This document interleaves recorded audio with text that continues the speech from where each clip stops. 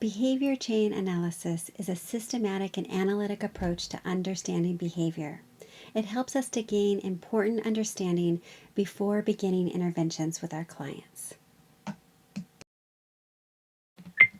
The process of behavior chain analysis begins with identifying the target behavior, the behavior that's targeted for change. And then we look at setting events.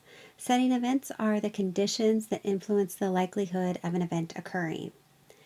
Then we look at the antecedents. These are triggering events for behavior or factors that contribute to the likelihood of a behavior, and these can include emotional, social, and environmental factors.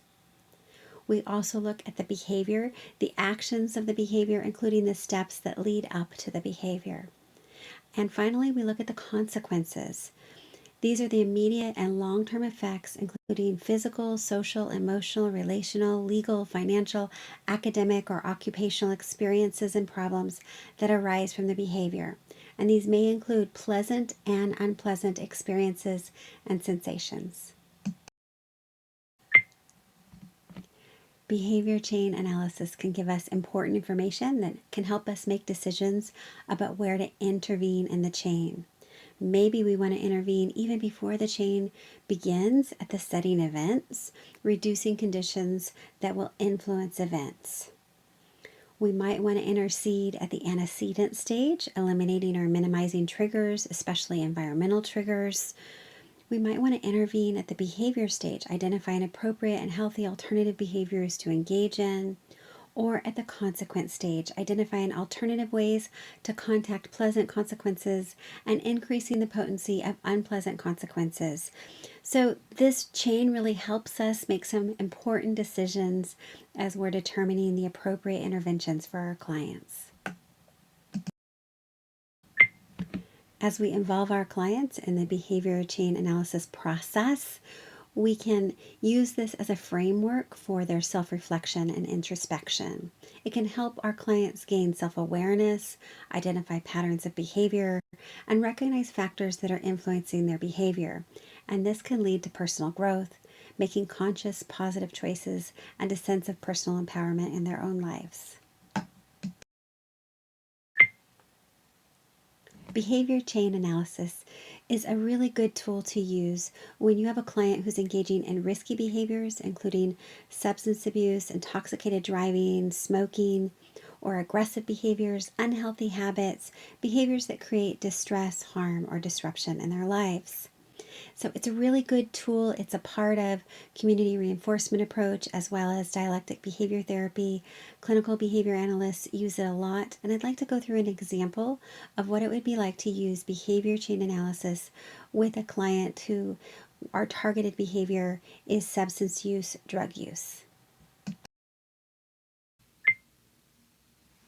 As we begin this behavior chain analysis, we're looking at the setting events first. Those are the conditions that will influence the likelihood that if a trigger is present, it will be more effective or it will lower the willpower of the client to resist the temptation.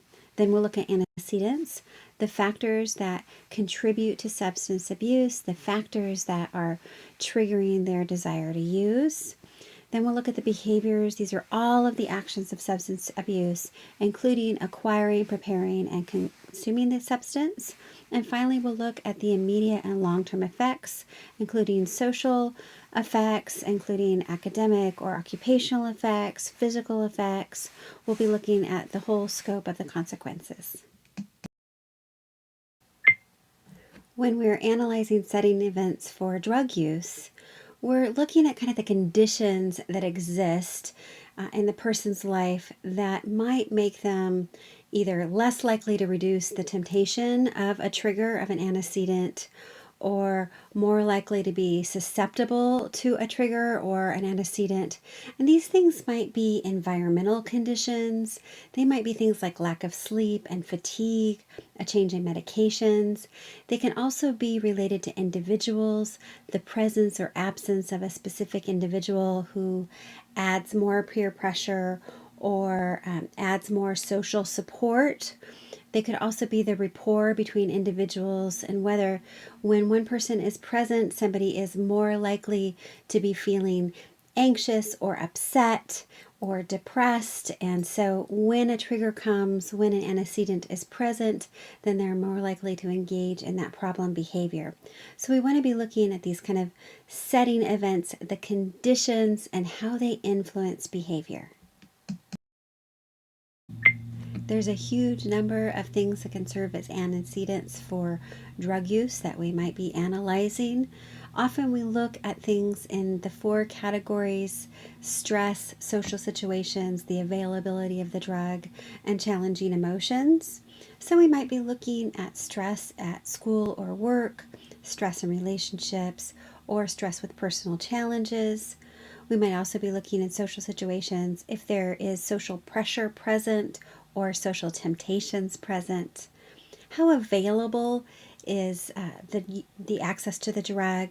That is often a trigger or an antecedent for drug use. So is there easy access through personal possession? Is there easy access to others in possession who might share with them or give it to them or sell to them? Or is there proximity to locations where that drug is available? And we also look at challenging emotions, which can be hard for behavior analysts to kind of quantify and to be able to track and observe, but it is important that we keep these in mind when we're analyzing antecedents.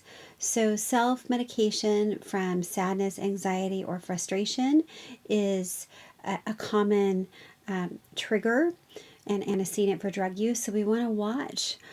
Is the person experiencing large levels of sadness, anxiety, or frustration? And so is that a trigger to self-medicate through the use of the drug? Often in a target behavior such as drug use that we want to reduce, there's actually multiple behaviors present. And so we want to analyze those behaviors. So those might be behaviors around acquiring the drug, seeking out and obtaining the drug, for example, contacting a dealer, visiting a specific location, or asking a friend for the drug. It might be preparing a drug, depending on the type of drug they're using, for personal use, measuring a dosage or rolling a joint, that sort of thing. It could also be consuming the drug, which is what we're usually thinking of. It's actually taking the drug, whether that's ingesting, smoking, or however they're consuming the drug. But we want to analyze those behaviors. What behaviors are involved in the problem behavior? And finally, it's important that we analyze the consequences, so we unravel what the consequences are for our clients. In this example, if we're unraveling the consequences for drug use, we're looking at the immediate effects that they experience, the social effects that they experience, and the long-term effects that they experience. So immediate effects might be an altered mood. Things might be feeling pleasant, euphoria, relaxation, reduced stress, maybe temporary escape from negative emotions, and that escape could be really important, an important part of the function for them. There's social effects, so it might be a sense of belonging in a group, attention, peer approval, acceptance by others. Those might all feel positive when they do the drug. That might be something that is a motivating factor for them, a function of drug use that we need to be aware of. There's also long-term effects of the drug use, so we might be looking at things like addiction, which is a very negative effect, physical health issues, mental health issues, strained relationships, academic problems, occupational problems, legal problems, financial difficulties. Now, our clients may be more aware of the immediate effects and the social effects. And so, by unraveling all of these consequences and really bringing to their attention the long term effects, it can help them make informed choices and decisions and help motivate them to be more participatory and willing to be involved and to follow some interventions if they really are recognizing and contacting what these long-term effects are. Sometimes, since these effects can take longer to contact, they don't feel like consequences immediately. They feel disconnected from the behavior. And so by doing this behavior chain analysis, we're reconnecting that and making sure our clients have that awareness, and also that we're acknowledging that these are real consequences of their behavior.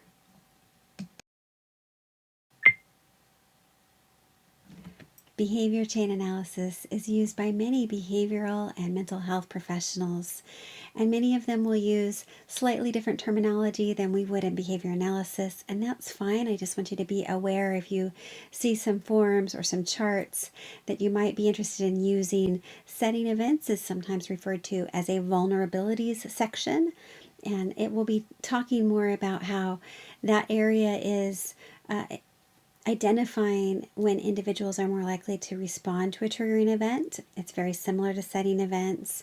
You might also see that an antecedent events or triggering events section could be called cues or links to behavior, and that's fine too. It's just different terminology for substantially the same thing.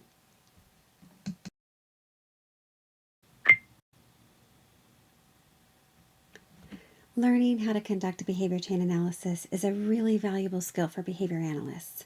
So this is a rich opportunity to accrue some supervised unrestricted field work and then just some general unrestricted field work. So I've included some research and some forms and some questionnaires that you could use to gather the information that you need to identify the setting events, the antecedents, the steps in the behavior, and the consequences. So you could modify those so that they're appropriate for the target behaviors that you're working with, so that they're appropriate for the populations that you are working with who are your clients. And you could submit those as evidence, and we could discuss those in an upcoming supervision meeting. We could also discuss if you have a client who is currently addressing one of these issues, such as smoking or drug use. We could discuss the behavior chain analysis that you do with that client, anonymize the client information, send me the evidence of that, maybe send me the behavior chain overview, and we can discuss that in an upcoming supervision session, and that could be supervised unrestricted field work. Now, we can do that the first time that you do it, it's supervised unrestricted fieldwork, but you could do for unrestricted fieldwork behavior chain analysis for multiple clients. You could gather some research and continue to develop some skills in this. Have some different forms for different problem behaviors, questionnaires that will help you ask the right questions to find out what the setting events are, what the antecedents are, those sorts of things. And all of that would be unrestricted fieldwork that you would record as behavior chain analysis work in your fieldwork tracker. So this is really a valuable tool to have in your professional tool belt. So I hope that you take advantage of this opportunity.